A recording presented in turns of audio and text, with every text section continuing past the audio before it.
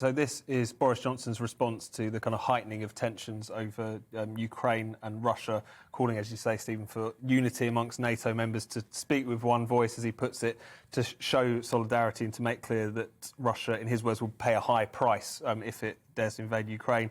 Obviously, overnight, we've seen just the tensions really escalate. We've seen the kind of pro-Moscow separatist groups in eastern Ukraine suggesting, well, first of all, kind of moving out civilians, arguing that there's a kind of imminent attack from Ukrainian forces. And on the Ukrainian side, of course, you've got them accusing Russia of shelling certain areas, or at least Russian-backed separatists shelling certain areas to try and provoke some sort of provocation. So it's a really tense situation. We can only hope that cooler heads prevail. Have the NATO countries been talking with different voices then?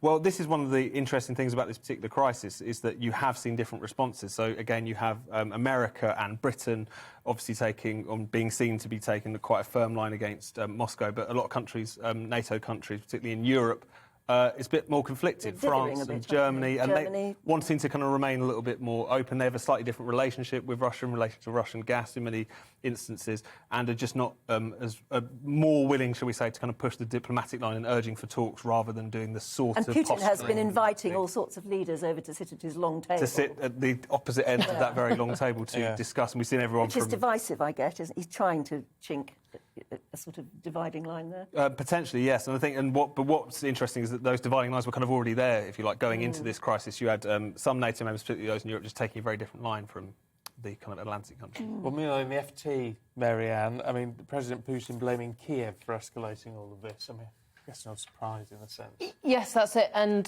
what Tom was describing, these false flag operations where basically you shell your own troops and say, Ukrainians did it, they made the first aggressive move, therefore we can legitimately retaliate. Or you say, we're defending ourselves. So there's about 170,000 troops on Ukraine's borders now, and women and children are being evacuated to a Russian city out of this so-called Donetsk People's Republic, so this area of Donbass, which is now ruled by pro-Russian separatists. So basically has been annexed as a part of Russia. And so the question is, are they in imminent threat from Ukrainian forces? No, probably not. I mean, a lot of what Russia has been saying has been happening, hasn't been the same as what the satellite images are showing. They said, we're going to pull back some of our troops from the borders, we're not escalating this. And yet the satellite imagery shows that actually helicopters, personnel, equipment is being massed in Belarus, in Macedonia, in Donetsk.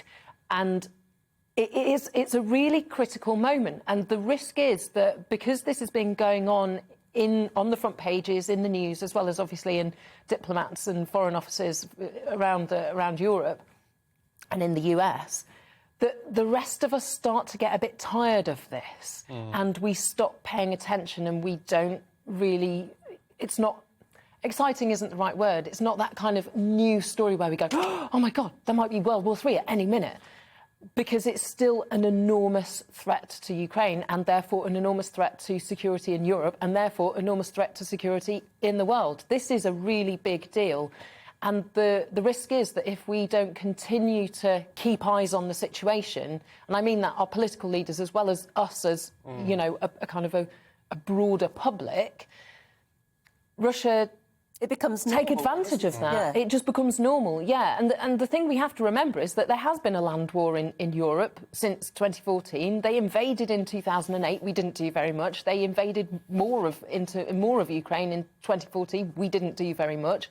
This is just the next step of a protracted and prolonged campaign to undermine Ukraine and therefore undermine European democracy. He plays the long game. So, yes, it's going to be a long game by the sound of it, isn't it? That's right. And then it only takes him to make one move and, it's almost as though nothing has happened. And yet, for anyone living in that area, it must be terrifying. And it's really difficult. But I think the other thing is that the difficulty is, and this is what we saw in the recent weeks, especially with a lot of Ukrainian politicians, suggesting that often the kind of posturing and the interventions of the West can be not necessarily very helpful, is because of the fact that even, absent an imminent invasion, a lot of this kind of constant sort of proxy battling between the West and Russia over Ukraine is really bad for Ukraine. It starves it of any investment. It's it's losing a lot of money every day, basically, because of this particular standoff. So there's more at play here as well, and I think the kind of jousting on both sides with Ukraine in the middle is not doing the people of Ukraine that's a very very well. fair point.